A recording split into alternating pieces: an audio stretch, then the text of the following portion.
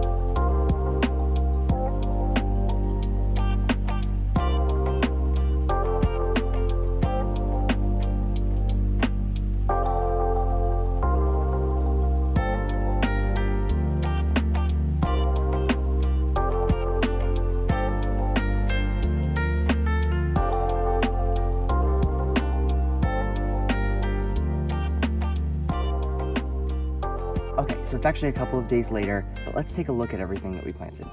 Okay, so first up, next to the weeping birch in the backyard, I planted the California poppy. This specific variety is something along the lines of Arantiaca orange.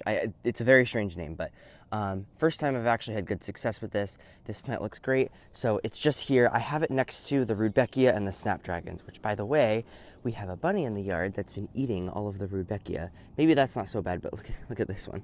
Yeah, so I'm gonna have to put some repels all or something around that. All right, so next up is this area, which is all the dahlias. So this largest one right here that has a little bit of sun on it, this is the Cafe au lait dahlia. And then there's 1, 2, 3, 4, 5, 6 of the lavender perfection. I'm going to stake these up because I know it's really important to stake up these types of dahlias. I just don't have any stakes on me, but I am working at the garden center today, so I'll probably pick up a package while I'm there. I'm just gonna get bamboo stakes that are I don't remember what sizes we have, but maybe like 4 feet, or if we have 6 feet, then maybe I'll get that. Just stick it right there so that way I don't disturb the root system too much right now. And then I'll just use either like Velcro, twist tie, something along the lines of that to stake those up. And then behind that are all of the sunflowers that I planted. So I ended up doing 2 rows. The taller one, which I can't remember the varieties, but it was the Fairy Morse packet that I had. That's what this back row is, and then this front row are the other seeds. I didn't plant every single seed that came in those packages because it actually said to space them like 18 to 24 inches apart, which makes sense, I guess, because sunflowers do get quite large. So I spaced them probably closer to 18 inches apart. I only put 1 seed in the hole, so we'll see how they do. But if I have some repels all, I'm going to sprinkle that on because the bunnies ate the Rudbeckia. I'm sure there's something that's going to touch these sunflowers. So I just want to be careful or mindful of that. And hopefully within about a week or so, they'll start to sprout, and I'm sure they're going to take off pretty quickly. Now, the last thing that I planted, I wasn't planning on doing. You can see they are in back of these new containers that we got, but these are elephant ears. They're a specific variety called Mammoth, and they have a good reason to be called that. From the pictures that I've seen online, these things get massive. Like the leaves are literally going to be like the size of my torso. So I'm very excited to see those grow this year. What's really cool about these is I got they're like massive bulbs from Home Depot. I think they were like $15 a piece. So if you ever see them at Home Depot, they're like the biggest ones that they sell. And I was like, you know what? I want to try these out. So I got 2 of them. I put them in like maybe 2-gallon container. I think that's about the size that it was. And I did that probably the end of March, beginning of April. I wanted to kind of pre-sprout them. So basically 2 months later, that's right there. That's the size that they got to. So this is the first one here. It probably has, let's see, 1, 2, 3, 4, 5-ish sprouts that are coming up from this one. And then on the other side, which if you saw those King Tuts in here, I love those. Here's another one. This one has 1, 2, 3, 4, 5. Yeah, so they both have 5 sprouts. They were quite root bound in their containers too, just after a month or 2. So I could tell they really, like they actually were starting to root in the ground, just having the pots on the mulch over there, because that's where I had them for maybe like a week or 2 beforehand.